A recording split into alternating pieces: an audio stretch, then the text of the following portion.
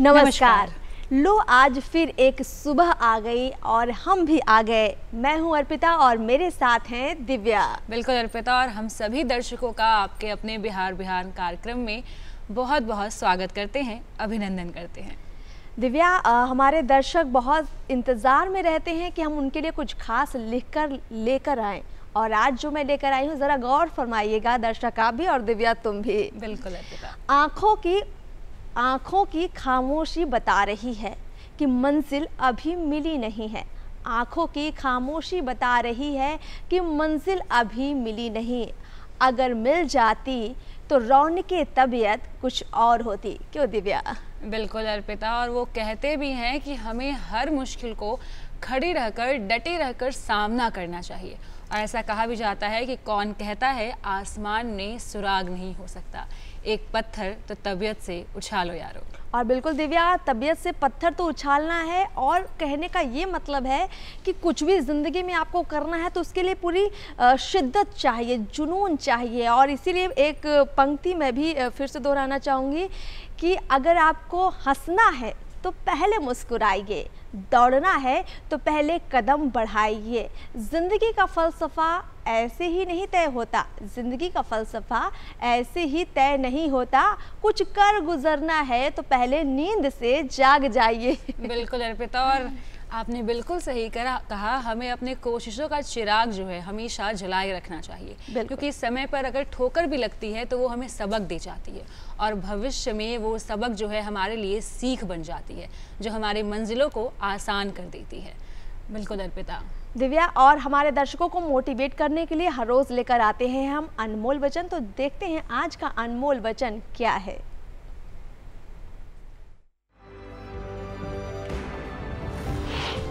सपने वो नहीं हैं जो आप नींद में देखें, सपने वो हैं जो आपको नींद ही नहीं आती। Doctor APJ Abdul Kalam.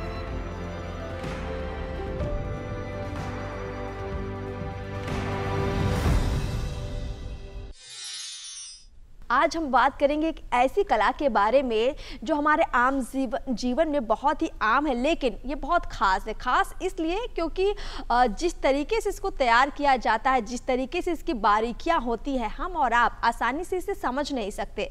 चाहे कपड़ों में बने तमाम तरह के पैटर्न हो, या फिर हमारे आसपास मौजूद चीज़ें जैसे कि कालीन, दीवारों पर बनी तमाम तरह की पेंटिंग्स, बहुत सारी चीज़ें। क्यों दिव्या, ऐसे आर्ट को पहचानना थोड़ा मुश्किल होता है। बिल्कुल अर्पिता, आपने कालीन का जिक्र किया। मैं बता दूं कि कई लोग सिग्नेचर करते हैं, वो भी थंब इम्प्रिंट से करते हैं, यानी कि अंगूठा लगाते हैं। वो भी एक तरह से कला ही है। आपको हम आगे बताएंगे वो कला को क्या कहते हैं, उसके बारे में डिटेल में जानकारी देंगे। बिल्कुल दिव्या, और इसीलिए हमने स्टूडियो में खास मेहमान को बुलाया है। आपका उनसे परिचय करवाते हैं। हमारे साथ हैं छापा कला के आर्टिस्ट प्रदीप कुमार झा जी। बहुत बहुत स्वागत है आपका प्रदीप जी कार्यक्रम में। और आपका जो आर्ट है, आप लंबे वक्त से करते आ रहे हैं, तो आपने उससे जुड़ी कुछ क्लिप्स हमें प्रोवाइड की है। पहले देखते हैं कि आप अभी तक किस तरह का काम करते आए हैं, फिर उस पर चर्चा करते हैं। चलिए देखते हैं क्लिप।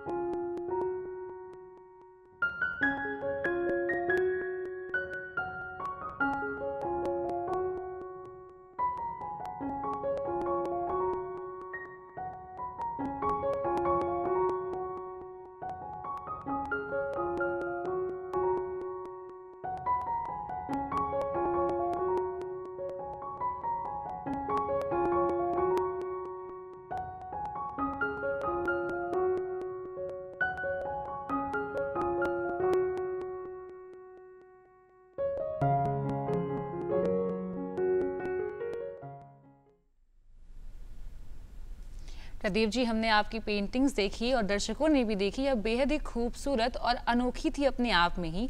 कहा जाए तो हर पेंटिंग अपने आप में ही एक कहानी दर्शाती थी। तो हम आपसे ही जानना चाहेंगे आखिर ये छापा कला है क्या, और विस्तार में दर्शकों को इसके बारे में बताइए। क्योंकि हमने मधुबनी पेंटिंग सुन रखी है, कलमकारी सुनी है, बहुत मंजूसा सुनी है, जिसके बाद अब छापा कला हम देख पा रहे हैं, दर्शकों ने भी देखा। तो इसके बारे में बताइए, आखिर छापा कला जो पेंटिंग है यह है क्या, और विस्तार से जानकारी दीजिए। सबसे पहले तो मैं आपको बता दूं, ये बहुत अनकॉमन फॉर्म है। बहुत कम लोग इस फॉर्म को चुनते हैं जो पेंटिंग से रिलेटेड होते हैं, और अपने देश में तो बहुत ही कम पॉपुलर है ये फॉर्म। इसमें भी बहुत अलग अलग मीडियम्स हैं, लोग कई मीडियम में, अलग अलग मीडियम में काम करते हैं, जैसे एचिंग हो गया, इंटेग्लियो हो गया, लिथो प्रिंट हो गया, लिनो हो गया, वुड प्रिंट हुआ जो मैं करता हूँ। तो मेरा बचपन झारखंड में बीता है, और आपने देखा होगा मेरे काम में आदिवासी कैरेक्टर्स या बर्ड्स, ये सब नेचर से रिलेटेड चीज़ बहुत अधिक होता है। इसमें थोड़ा टेक्निकली मैं बता दूं तो इसमें बहुत सीमित संसाधन होते हैं। आपके पास काम करने के लिए लकड़ी होता है, टूल्स होते हैं, और कलर का भी बहुत लिमिटेशन होता है इसमें, क्योंकि हम ज़्यादा से ज़्यादा 2, 3, 4 कलर ही यूज़ करते हैं। और जितने भी दुनिया में अलग अलग तरह के लकड़ी होती हैं, सबका अपना अपना टेक्सचर होता है, अपना अपना फॉर्म होता है। उसमें पहले से ईश्वर ने उसमें क्रिएट करके रखा हुआ है फॉर्म। तो अक्सर हम करते हैं कि हम क्या क्रिएट करना चाह रहे हैं, और सबसे पहले उस लकड़ी को लेके उसके टेक्सचर को अपने सोच के साथ, अपने ये के साथ एकदम एकाग्र होके, लाइक तपस्या, जिस तरह ऋषि मुनि एकांत में जाके कंदराओं में, हिमालय में जाके ये करते थे, उसी तरह हम चित्रकारों को ही कहिए बेसिकली। और ये प्रिंट मेकिंग में तो खासकर होता है कि जब तक हम उस टेक्सचर के साथ, उस फॉर्म के साथ अपना सोच एकदम सिमिलर नहीं कर लेते, तब तक वो निकलता ही नहीं जो हम दिखाना चाहते हैं। क्योंकि उस पर हम मनमाने तरीके से ब्रश की तरह नहीं चला सकते अपने हाथ को, कि हम जैसे चलाना चाहे, जितना कलर का लेना चाहे, ये डेंसिटी उतना पे चला दिए। इसमें बहुत लिमिटेशंस होते हैं। अगर लकड़ी का ग्रेन्स अगर वर्टिकल है तो हम हॉरिजॉन्टल टूल्स नहीं चला सकते उस पर, हमको वर्टिकली ही जाके क्रिएट करना है। और इस तरह लकड़ी के टेक्सचर को एक ब्लॉक के रूप में फॉर्म देते हैं, और उस फॉर्म को वो सोच जो मेरे अंदर बचपन से बैठा हुआ है, जैसे मेरे पेंटिंग में आपने देखा होगा कि बर्ड्स कॉमन है। बर्ड्स मुझे बहुत अधिक प्रेरित करता है, क्योंकि जब भी सुबह होती है या एकदम अर्ली मॉर्निंग ही उनका चहचहाट शुरू हो जाता है, और शाम ढलने तक, माने नींद खुले और सोने तक हमेशा चहकते रहना और अपने काम में व्यस्त रहना, ये मुझे बहुत प्रेरणा मिलती थी। तो मैं वहाँ से बर्ड्स के लिए बहुत ज़्यादा ये प्रदीप जी, आपने जैसे अभी बताया कि जो ये आप आर्ट करते हैं ये बाकी आर्ट से काफ़ी ज़्यादा अलग है, तो मैं वो अलग क्या है वही समझना चाह रही थी कि आप एक लकड़ी का टुकड़ा लेते हैं, उस टुकड़े में एक आकृति को उकेरते हैं, और फिर उसके ज़रिए आप चित्र बनाते हैं या कहीं छापते हैं उसको। ये प्रोसेस कैसे होता है, मतलब अगर किसी एग्जाम्पल के ज़रिए आप समझा पाएँ, और किस तरह के रंग का इस्तेमाल ख़ास तौर पर करते हैं, उसको थोड़ा डिटेल से समझाइए अगर। जी मैम, क्योंकि हम आर्टिस्टों के दिमाग में हमेशा कुछ न कुछ चलते रहता है कि हमें आगे क्या, हम तलाशते रहते हैं, खोजते रहते हैं कि कुछ अचानक से कहीं कोई आकृति दिखी। मेरा मीडियम वुड प्रिंट है, तो मैं वुड में ही वो तलाशता हूँ, और वो जब दिखता है तो उसे लेके सबसे पहले तो उसे अपना जो हम क्रिएट करना चाहते हैं टूल्स से उसे कुरेदना कह सकते हैं, उसे कुरेद के एक फॉर्म क्रिएट करते हैं। फिर उसके ऊपर हम कलर लगाते हैं। कलर थोड़ा सा अलग होता है, जो प्रिंटिंग प्रेस में यूज होता है इंक, वो कलर हम इस पे यूज़ करते हैं, क्योंकि उसको ट्रांसफ़र करना होता है ब्लॉक के तरह। तो एक रोलर के माध्यम से इस लकड़ी के ऊपर वो कलर लगाया जाता है, जो कि एकदम समानांतर बैठे, कहीं ज़्यादा कहीं कम नहीं हो, और फिर उसको हम पेपर या कैनवास पे रख के प्रेस के थ्रू उसको ट्रांसफ़र करते हैं। अगर सेकंड कलर यूज करना है तो फिर पहला कलर मैंने जहां यूज किया वहां फिर से उसको कुरेद देंगे। अच्छा। तो वहां पे पहला कलर रह जाएगा, अब फिर दूसरा कलर हम ब्लॉक पे, पूरे ब्लॉक पे लगाएंगे, और फिर सेम ये पे उसे वहीं पे रखेंगे।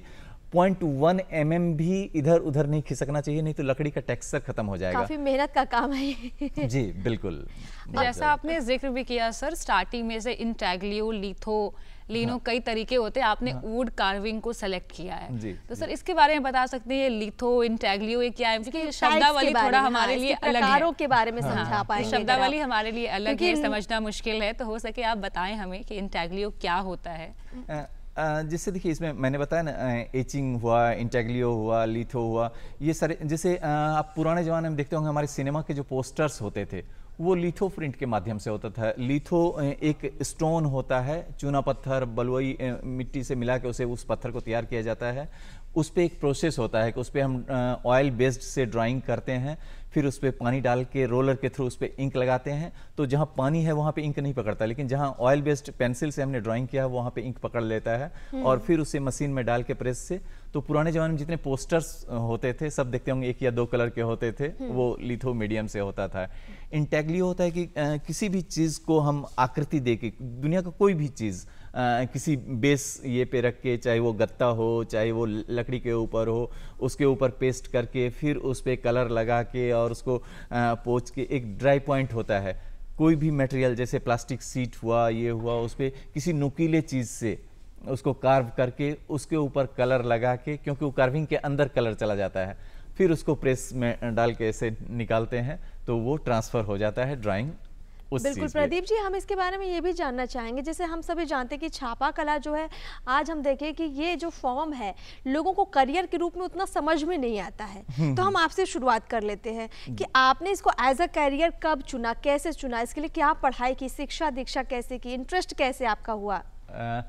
एक्चुअली मैं सबसे पहले फाइन आर्ट्स में शिक्षा के लिए यहीं पटना के ही शिल्प एवं कला महाविद्यालय में एडमिशन लिया। सेकेंड ईयर तक वहाँ सब कुछ पढ़ाया जाता है और थर्ड ईयर के बाद ये आपको डिपार्टमेंट चूज़ करना होता है। तो मेरे पास संसाधन कम होने की वजह से मैं एक दिन बहुत चिंतित बैठा था। मेरे कला गुरु प्रोफेसर श्याम शर्मा सर हैं, पद्मश्री, उन्होंने मुझे पूछा कि इतना दुखी क्यों है। तो मैंने उनसे कहा कि अब डिपार्टमेंट लेना है और मेरे पास बहुत ही सीमित पैसे होते हैं, तो मैं क्या करूं।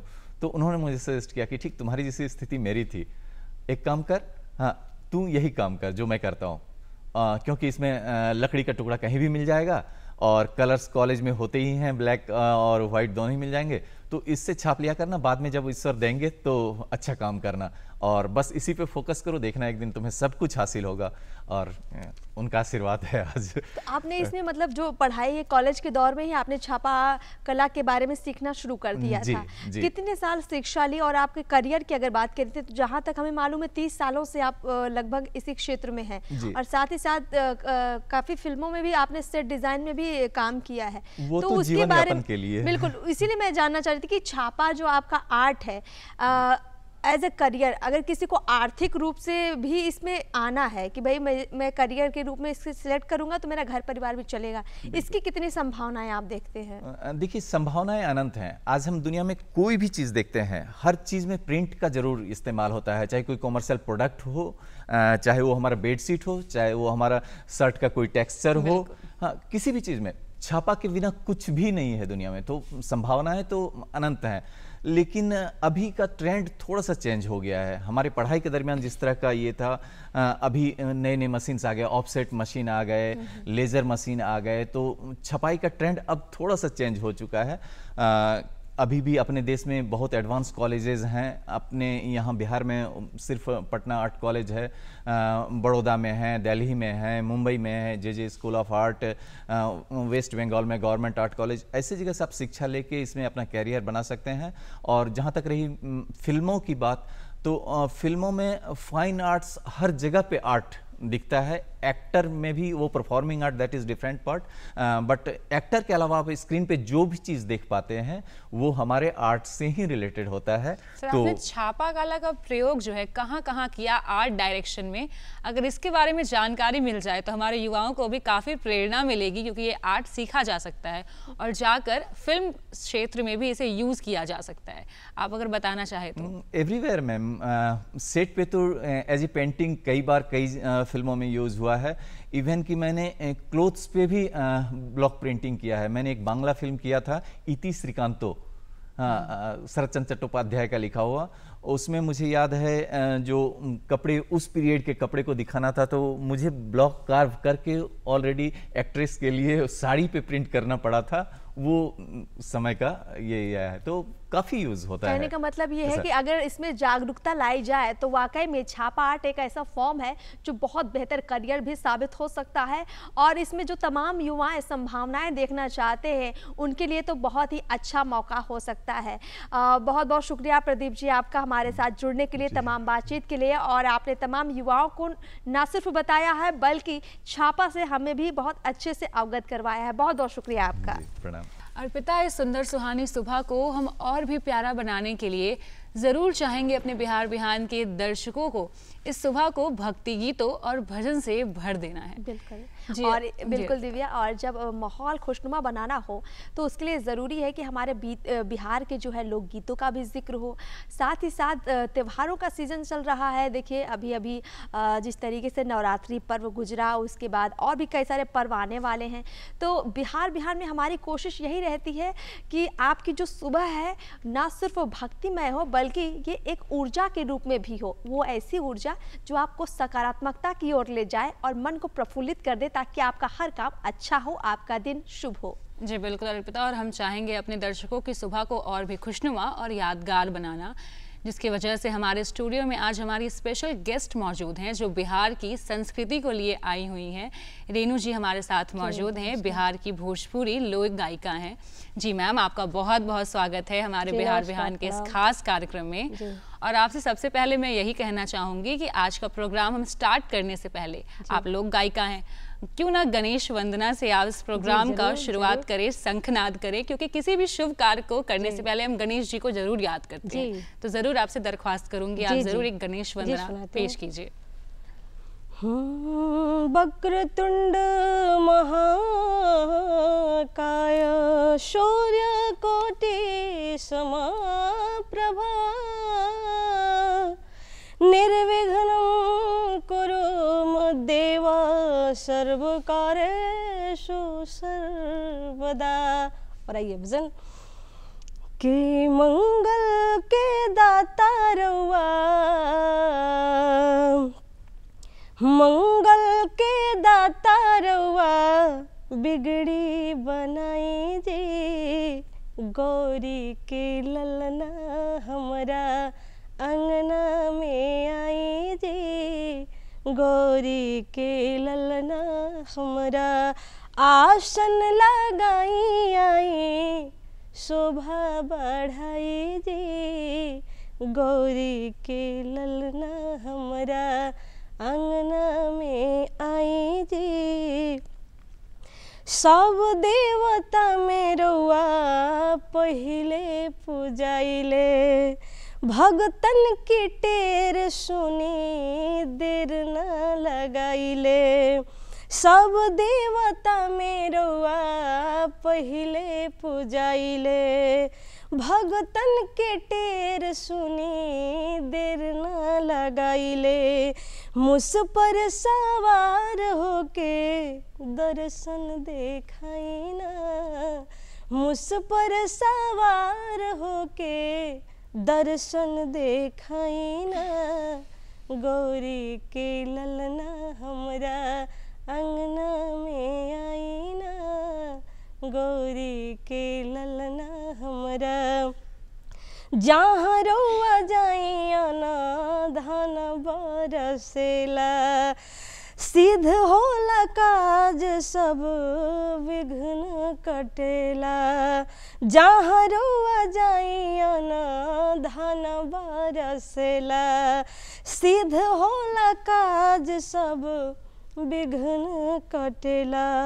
शुभ लाभ रिद्धि सिद्धि संग में ले आई ना, शुभ लाभ रिद्धि सिद्धि संग में ले आई ना, गौरी के ललना हमरा अंगना में आई ना, गौरी के ललना हमरा। बहुत खूब रेणु जी, आपने बहुत ही खूबसूरत ये भजन गाया है, हमें बहुत अच्छा लगा। और रेणु जी, इस सिलसिले को हम लोग जारी रखेंगे और अपने दर्शकों को और भी बहुत सारे संगीत से जोड़े रखेंगे, लेकिन उससे पहले थोड़ी बातचीत कर लेते हैं।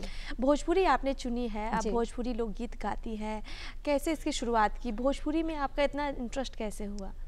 मुझे बचपन से ही शौक था। जब हम स्कूल में जाते थे तो फंक्शन होता था कुछ, तो वहाँ सारे बच्चे लोग गाते थे, तो हमें भी शौक लगा था, हम भी गा रहे थे। तो सारे लोग सपोर्ट किए कि नहीं आप गाइए, आप बहुत अच्छा गाती हैं। तो उनसे ये प्रेरणा मिली। आपने शिक्षा ली है, कहाँ से शिक्षा ली है, स्कूल बारे में बताइए। ऐसे तो मैं क्लास की हूँ सिवान आर्य समाज मंदिर।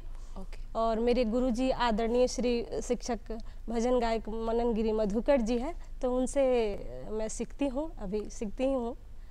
बाकी आप लोकगीत खास तौर पर गाती हैं, तो हम चाहेंगे कि आप एक लोकगीत ज़रूर हमारे दर्शकों को सुनाइए और माहौल को और ज़्यादा खुशनुमा बनाइए। जी जी, सुनाती हूँ। ये झूमर है, तो सुना देती हूँ। बिल्कुल दिव्या, जब तक झूमर सुनाने की तैयारी कर रही है यहाँ पर रेणु जी, तब तक मैं तुमसे ये बात ज़रूर कहना चाहूँगी कि हमारे बिहार में देखिए जो लोकगीत हैं, हमारे बिहार की संस्कृति को बताते हैं। क्षेत्र में अलग तरह का गीत गाया जाता है, पूर्वी में गाया जाता है, झूमर गाया जाता है, विदेशिया हो गया। हर तरह की, हर क्षेत्र के लिए अपना अलग ही हमारे कल्चर में दिखा जाए तो सिंगिंग है, डांसिंग है, जिसका एक नमूना हमारे सामने अभी खास मौजूद है। हम सुने लगता है कम ही है, तो रेणु जी जरूर एक बार आइए झूमर। ये जब प्रभु श्री रामचंद्र जी जनकपुर नगरी में पहुंचे थे, दोनों भाई लक्ष्मण जी और राम जी, तो वहाँ के नर नारी देख के सभी लोग मोहित हो गए थे। तो इसी में एक वहाँ के नारी की एक अपने मन में कल्पना कर रही है, देख रही है वो छवि, तो सारी सखिया से बता रही है और कह रही है, अरे फूल तोड़े गई नी रामा, राजा जी के बगिया रामा, राजा जी के बगिया से निहारी लेनी ना। फूल तोड़े गई नी रामा, राजा जी के बगिया आया है, राजा जी के बगिया से निहारी ले लीना, से निहारी ले लीना सखी दुनु रे सजनवा, निहारी ले लीना। कबही न देखनी रामा, ऐसा सुरतिया से लागी गई लेना। कबही न देखनी रामा, ऐसा सुरतिया से लागी गई लेना। हमके बाकी रे नजरिया से लागी गई लेना, हमके बाकी रे नजरिया से लागी गई लेना। एक मन करे रामा, गरवा लगई थी दूसर मनवाना। एक मनवा करे रामा, गरवा लगई थी दूसरे मनवाना। मोरा हंसी है सजनवा दूसरे मनवाना, मोरा हंसी है सजनवा दूसरे मनवाना। कहता महेंद्र मोरा मोहले परनवा, से मिलाई देहुना। कहता महेंद्र मोरा मोहले परनवा, से मिलाई देहुना। कोनो करी के जतनवा मिलाई देहुना, कोनो करी के जतनवा मिलाई देहुना।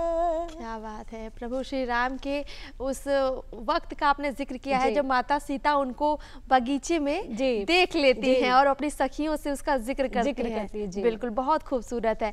आपसे रेणु जी ये भी जानना चाहेंगे कि जो कि भोजपुरी में बहुत सारे लोकगीतों में कहानियाँ बताई जाती हैं, पहले के दौर में जो गीत लिखे जाते थे भोजपुरी के, आज के दौर में कितनी लिखावट हो रही? मेरा कहने का मतलब है जो आज के कलाकार हैं, आप जैसे कलाकार हैं, किस तरह के नए नए लोकगीत आप लोग तैयार कर रही हैं? क्या कॉन्सेप्ट आप लोगों का रहता है?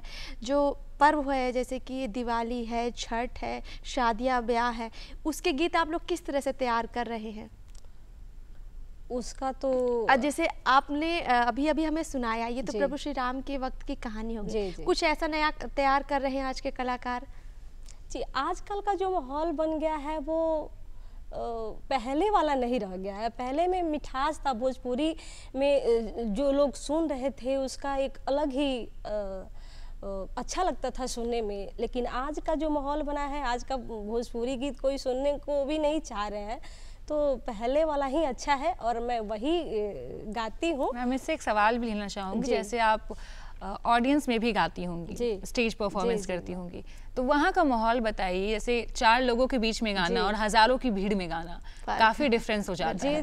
तो लोगों को कैसे मैनेज करती हैं, ऑडियंस को कैसे मैनेज करती हैं, कैसे समा बांधती हैं? थोड़ा सा ये तो है, होता है दिक्कत, लेकिन उतना नहीं। अब करते करते आदत बन गई है अपने क्षेत्र में। अब पढ़ना पड़ता है सबके मन के अंदर कि मतलब क्या सोचेंगे, क्या मेरे बारे में। कोई देखने के लिए आते हैं, कोई सुनने के लिए आते हैं। जी जी बिल्कुल। भजन भाव तो सबका मन को देखना पड़ता है कि हम क्या गाएं कि ये लोग खुश रहे और देखे बैठे रहे। तो हमारे लिए तो भगवान वही होते हैं। जी बिल्कुल। तो दर्शकगण ही होते हैं, तो उनको ही हम ये अंदर अंदर सोच के समझ के बैठते हैं कि इन लोगों को ज़्यादा से ज़्यादा खुशी दे। बिल्कुल, इन्होंने बहुत अच्छी बात कही अभी कि जो हम काम कर रहे हो उस काम को हम एक भगवान के रूप में अगर चुन लें तो उसमें पूरी शिद्दत आ जाती है, पूरी कोशिश हम लगाते हैं कि वो बहुत बेहतर हो। और यही काम एक कलाकार सबसे पहले करता है। हम लोग यही चाहते हैं कि हमसे जितना हो सके वो अच्छा से अच्छा करें, 100% देना। कहने का मतलब ये है कि जिस काम को कर रहे हैं जी जान झोंक देना है उस काम में और 100% देना है। रेनू जी, अगर आप चाहें तो कोई एक भजन या फिर लोकगीत जरूर सुनाइए। ये सिलसिला थमना नहीं चाहिए। क्यों बिल्कुल, ये पूरा महीना ही त्योहार का है। अभी शारदीय नवरात्रि गया है, दिवाली पूजन, फिर छठ। अगर आपको जो ठीक लगे त्योहार के अनुसार आप कोई भी गाना गा सकती हैं। एक आज मंगलवार है तो एक हनुमान जी का भजन सुना देती हूँ। जरूर। तो आइए। तो मंगलवार का दिन है और हनुमान जी का भजन तो सुनाने वाली हैं रेनू जी दिव्या। संकट मोचन होते हैं अर्पिता, देखा जाए तो हनुमान जी का भजन मंगलवार को हमेशा ही सुनना चाहिए। अक्सर हमको भी मौका मिलता है अपने दर्शकों से रूबरू होने का, तो हमारे दर्शकों का दिन सुबह उठकर हनुमान चालीसा जरूर सुनना चाहिए। आपके जीवन का जितना भी संकट है उन सभी को हर लिया जाता है। तो हम चाहेंगे अपने दर्शकों को भी आज हनुमान जी के स्पेशल भजन सुनाना, जिसको सुने और आप अपना मन मुग्ध कर लें। जी मैम। हनुमान सम नहीं बड़ भागे, नहीं को राम चरण अनुरागी। सो मेरे पवन सुत पावन नामो, अपने वश करी राखिय रामो। आंजनी लालनवा जबे लालबा बदनवा, बजरंगी हो कबले लेबा सुधिया हमार। बजरंगी हो कबले लेबा सुधिया हमार। मंगल के दाता हवा मारुति नंदन हो, मंगल के दाता हवा मारुति नंदन। बजरंगी हो बुधिया के हवा भंडार। बजरंगी हो बुधिया के हवा भंडार। संत हितकारी प्रभु जी अगम बलधारी हो, संत हितकारी प्रभु जी अगम बलधारी बजरंगी हो बिनती करिले बार बार बजरंगी हो बिनती करिले बार बार कहत महेंद्र हनुमत दे दर्शनवा कहत महेंद्र हनुमत दे दर्शनवा बजरंगी हो दर्शन बिना जिया बेकरार बजरंगी हो दर्शन बिना जिया बेकरार। बहुत खूब रेणु जी, आपने अपनी मीठी आवाज़ में हमें फिर से एक भक्तिमय माहौल में ला दिया है। वापस हमें बहुत अच्छा लगा। रेणु जी, आगे मैं आपसे ज़रूर जानना चाहूँगी, जैसे स्टूडियो में पहले आपने बताया कि स्टेज की परफॉर्मेंस जब आप देती हैं तो कैसे समा बांधती हैं, ऑडियंस को एक भगवान के रूप में मानती हैं।